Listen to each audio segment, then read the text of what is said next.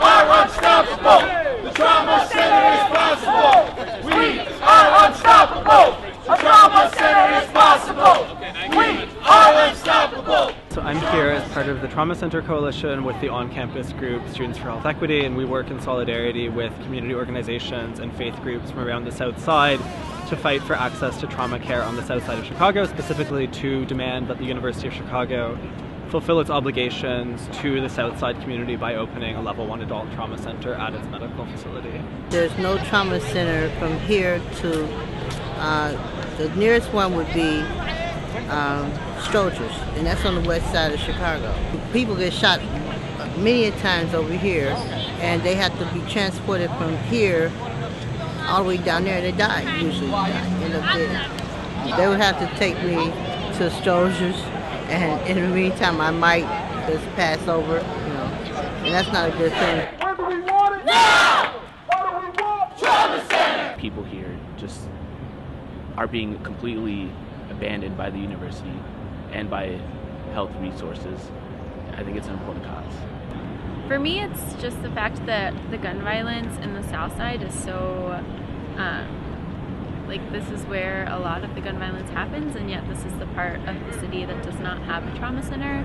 And just the fact that the university always kind of talks about being connected with the community, but I think this issue really shows that they're just not, and they don't respond to what the community needs. And I think just being a rich institution on the South Side of Chicago, we have to be cognizant of what's going on around us. So what we're going to do is turn this into a crime scene, because it is a crime that President Zimmer makes $3 million in his own pocket, yet the University of Chicago has no money for trauma care.